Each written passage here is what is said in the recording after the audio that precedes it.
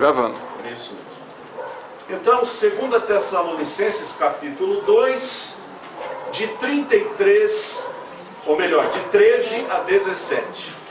Diz assim: entretanto, devemos sempre dar graças a Deus por vós, irmãos amados pelo Senhor, porque Deus vos escolheu desde o princípio para a salvação, pela santificação do Espírito e fé na verdade, para o que também vos chamou, mediante o nosso Evangelho, para alcançardes a glória de nosso Senhor Jesus Cristo.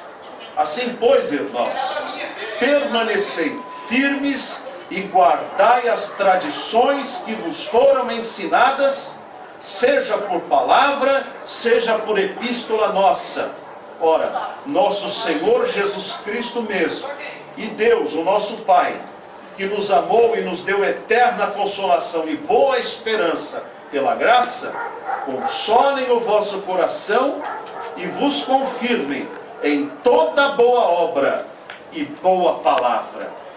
Meus irmãos, uma das coisas mais maravilhosas que nós nunca devemos nos esquecer é que, conquanto nós um dia tenhamos levantado a nossa mão e entregue o nosso coração para Jesus, no dia em que alguém nos pregou o Evangelho, Ele nos escolheu antes da fundação do mundo.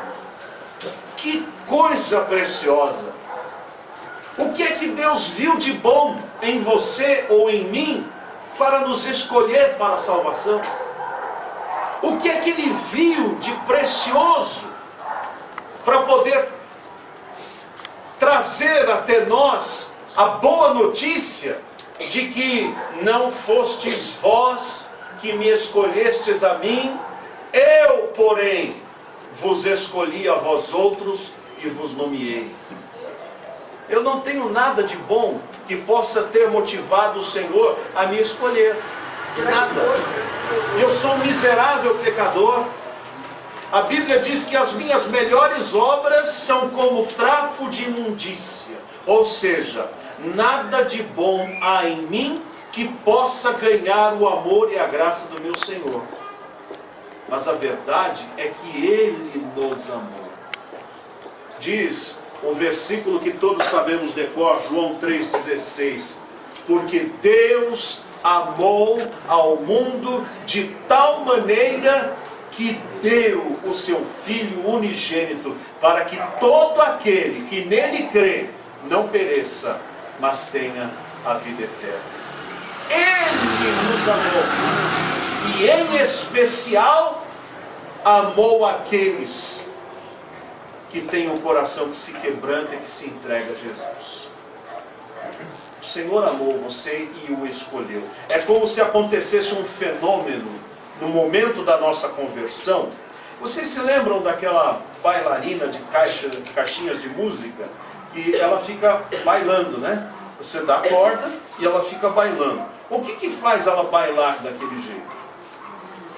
Alguém sabe? Tem um imã embaixo, né? O imã. Então, conforme o imã vira, a bailarina em cima mexe. É mais ou menos alguma coisa que acontece aqui e que simultaneamente acontece no céu no dia da nossa conversão. No dia de nossa conversão, nós levantamos a mão e dizemos assim: eu te aceito. E Deus lá do céu diz assim: eu te escolhi. É algo que acontece ao mesmo tempo, porque a nossa salvação gratuitamente conseguida por nós, mas muito cara por Jesus na cruz do Calvário, foi estendida para você e para mim desde a fundação do mundo. O Senhor não rabisca o nome de ninguém do livro da vida. Alguém disse assim: eu posso ter a minha salvação e abandoná-la. Eu não perdi, eu simplesmente abandonei, como se abandona uma chave. A chave está na minha mão, eu jogo ela fora, eu não quero mais e eu não tenho mais. Mas se esquecem estas pessoas de que salvação não é objeto. Salvação é uma realidade ontológica, é o ser. Ou seja, uma pipoca não pode resolver despipocar-se. Já viu uma coisa dessa? Uma pipoca, ela abre, ela fala, não gostei, e ela fecha de novo. Porque houve uma metamorfose naquela vida, e aquela vida foi transformada. De forma que a salvação não é um apetrecho, a salvação é um estado do seu próprio ser. Eu estou salvo pela graça do Senhor. Amém. Salvação não se perde. Porque você não ganhou a salvação por ter merecido. Logo, por não merecê-la, você não vai perdê-la. Porque você nunca mereceu esta salvação. Ela lhe foi dada como uma manifestação do amor, da piedade e da misericórdia do Senhor pela sua vida, pela minha vida, pela vida da Igreja Batista Boas Novas e de todos aqueles que entregam seus corações para Jesus.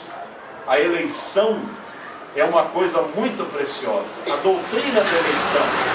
É interessante, meus irmãos, que agora vamos ter uma eleição, um pleito. Cada um de nós vai votar em alguém para várias funções. E de acordo com o nosso voto, aquela pessoa ganha. Aqui no texto bíblico nós temos uma eleição ao contrário, ao inverso. Não fomos nós que elegemos Deus para ser o nosso Deus. Ele nos elegeu para sermos seus filhos. Ele nos elegeu antes da fundação do mundo. E como é que se sabe desta eleição? Como é que eu sei que esta eleição aconteceu? O texto bíblico fala. Olha só, verso 13. Entretanto, devemos sempre dar graças a Deus por vós, irmãos amados pelo Senhor, porque Deus vos escolheu desde o princípio para a salvação pela santificação do Espírito e fé na verdade, para o que também vos chamou mediante o nosso Evangelho, para alcançardes a glória de nosso Senhor Jesus Cristo. Assim, pois, irmãos, permanecei firmes e guardai as tradições que vos foram ensinadas, seja por palavra, seja por epístola nossa.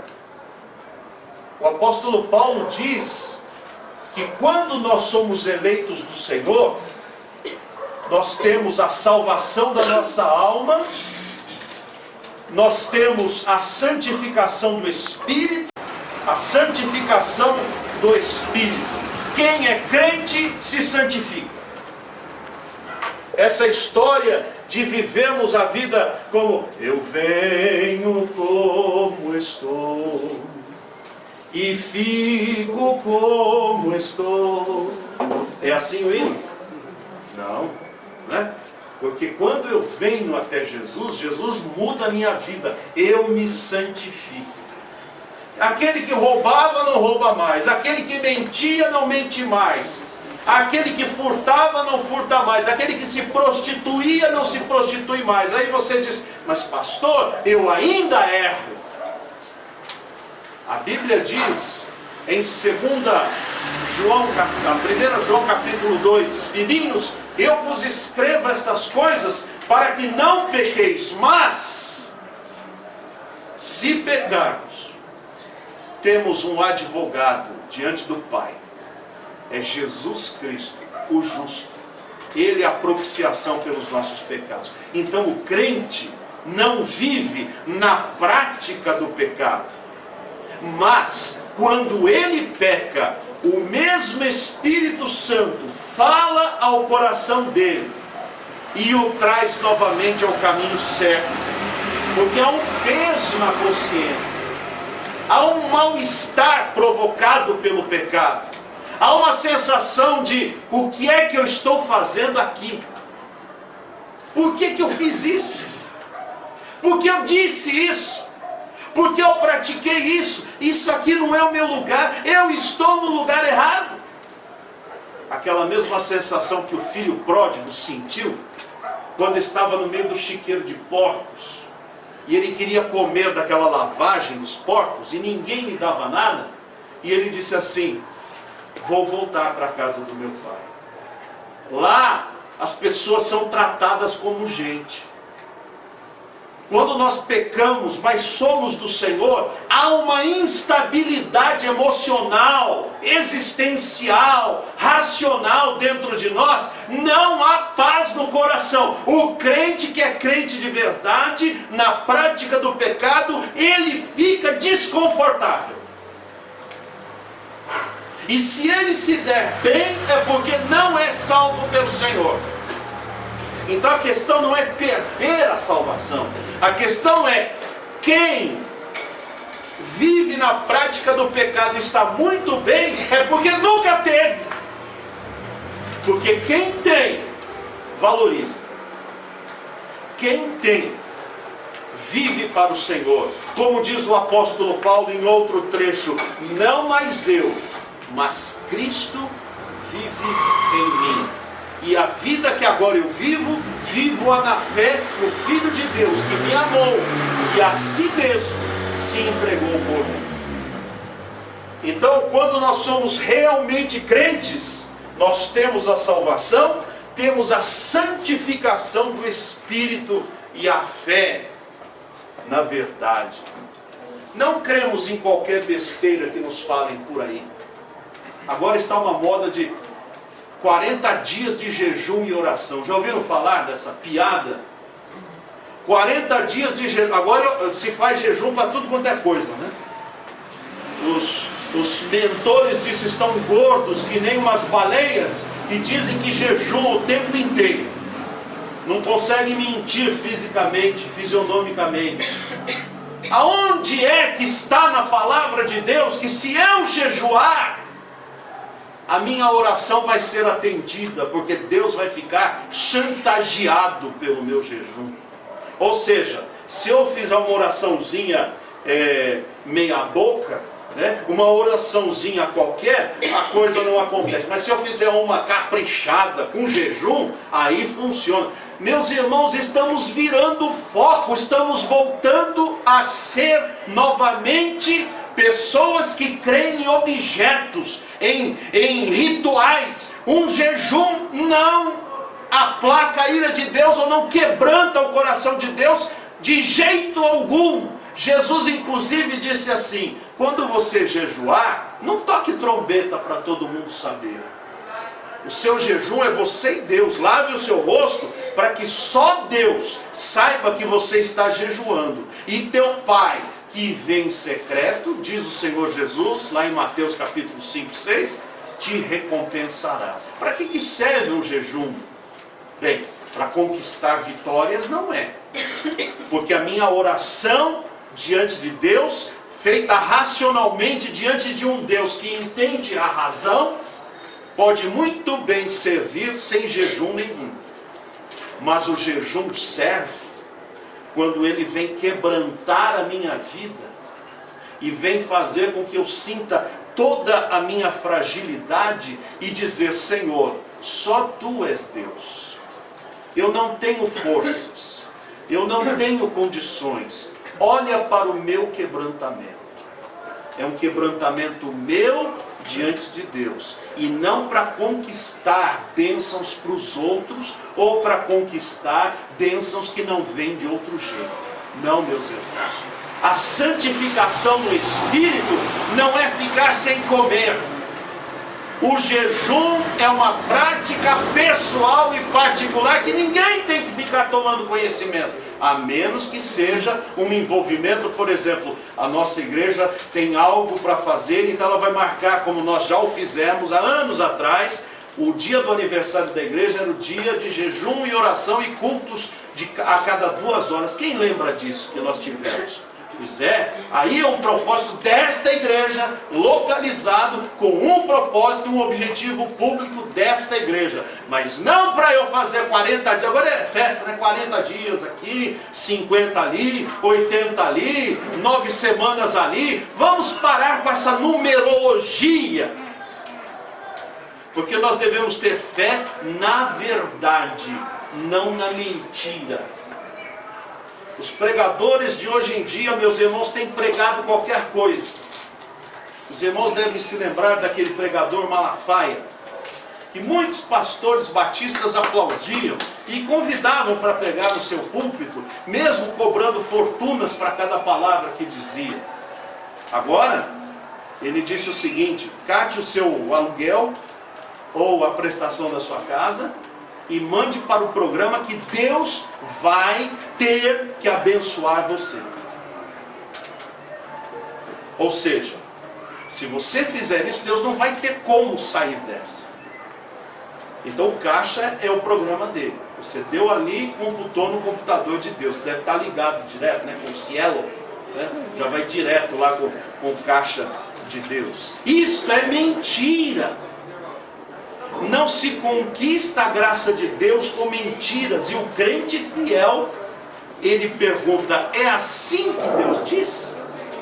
O crente fiel vai à palavra, estuda a sua Bíblia, lê a palavra de Deus. Quanto mais contato eu tenho com a palavra de Deus, mais santo eu sou em todo o meu procedimento.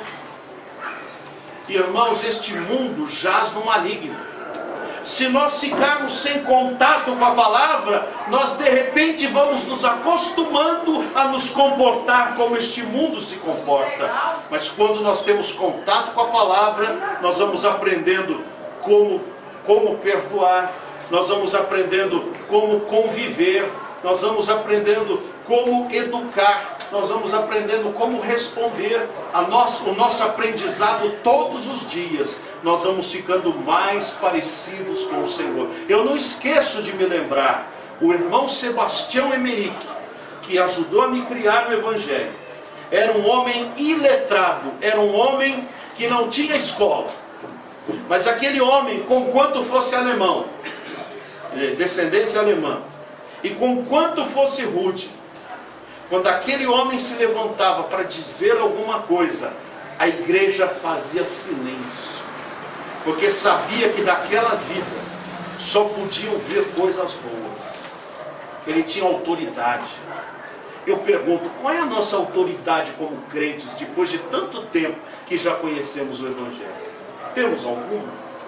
Temos alguma autoridade diante dos nossos familiares, diante dos nossos amigos e vizinhos? Será que nós temos credibilidade como crentes? Quando nós, de fato, vivemos a palavra. Diz aí no texto, e eu peço que os irmãos voltem a ele, verso de número 15. Assim, pois, irmãos, permanecei firmes e guardai as tradições que vos foram ensinadas, seja por palavra, seja por epístola nossa.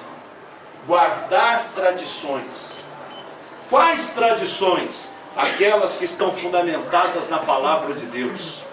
Está por aí uma moda de transformar as igrejas em algo que quebra todas as tradições. Ou seja, não precisa mais de cantor cristão, não precisa mais de oração, não precisa mais de leitura bíblica, não precisa mais de nada. Agora é show, tirou a televisão do ar e colocou dentro da igreja. Mentira! A Bíblia diz: guarde as tradições da palavra. Conquanto a nossa igreja não tenha templo hoje, nós não temos um ambiente que seja propício para um templo, mas vamos ter para a glória de Deus. Amém. Mas conquanto isso não aconteça, nós temos um coração que guarda a palavra. E isso é muito mais importante do que o local físico. E a Bíblia diz, e se alguém perguntar para você, você é um crente tradicional? Pode dizer com toda a convicção: sou sim. Ah, mas a tradição mata. Diz: pois é, eu estou morto, mas ressuscitado em Cristo. Jesus me ressuscitou. Porque estes que não têm tradição alguma, vivem de profetada em profetada. Ou seja, se levanta alguém dizendo alguma coisa, e ele diz: ah, deve ser Deus falando na boca dessa pessoa. Não deve ser Deus coisa nenhuma. Deus não é Deus de confusão. Deus é o Deus da Bíblia. E é a Bíblia que deve falar aos nossos corações. Foi por ela que você se converteu. Foi nela que você aprendeu as palavras que te fizeram salvo. Foi através dela que descobriu que era um pecador. Foi nela que encontrou as promessas para as bênçãos da sua vida. É nela que você sabe o caminho para o reino dos céus. Então fique com ela. E que a sua igreja obedeça às tradições da palavra de Deus. Está tão difícil encontrar uma igreja batista que seja batista de verdade hoje em dia. Como está difícil encontrar uma igreja de outra denominação boa que seja, porque todas estão aí mudando a casa, tirando a palavra, colocando as ideias de homens. Mas nós não devemos fazer isso. Temos que ter credibilidade pela palavra. E continua o texto a dizer no verso de número 16. Ora, nosso Senhor Jesus Cristo mesmo, e Deus nosso Pai, que nos amou e nos deu eterna consolação e boa esperança pela graça, consolem o vosso coração e vos confirmem em toda boa obra e em toda palavra. Uma vida cristã frutífera não é apenas uma vida de palavras, é uma vida de obras. Um crente verdadeiro é um crente operoso, é um crente que faz, é um crente que trabalha, é um crente que coloca os seus dons e talentos ao serviço do mestre. Ele não apenas diz, como diz Tiago na sua carta para alguém que está passando fome, ide e fartai-vos. Não, ele pega da sua panela o seu feijão e o seu arroz e dá para que o necessitado possa comer. Ele não fica falando só de evangelismo, ele evangeliza. Aliás, tem aqui, nesse tempo em que estamos nesse bairro, uma grande oportunidade de cobrirmos esse bairro de folhetos evangelísticos para podermos falar de Jesus a esta população. É uma oportunidade. A Igreja Batista Boas Novas está neste lugar, neste tempo, não é por um acaso. Deus nos trouxe aqui. Amém, irmão? Amém. Agora é hora de termos estratégias, sabedoria, sabemos fazer as coisas e sabemos levar a palavra para as pessoas que estão próximas de nós, saber levar a palavra para as pessoas que trabalham conosco, saber levar a palavra para as pessoas que convivem conosco. Nós, como crentes, devemos ser operosos, fazer as coisas, as boas obras acompanham a vida de quem de fato ama a Deus. Tiago chega a dizer o seguinte: você mostra-me essa sua fé sem obras, e eu com as minhas obras mostrarei a minha fé para você. Ou seja, a verdadeira fé faz. A verdadeira fé não fica assistindo. Os falsos que não creem de verdade ficam no estádio aplaudindo 12 que ficam correndo lá, 24 que ficam correndo lá no time, lá no campo de futebol. Eles só ficam assistindo. Mas o reino de Deus não é para ficar assistindo, é para ir jogar, é para ir fazer, é para colocar a mão na massa e dizer: Senhor, eis-me aqui.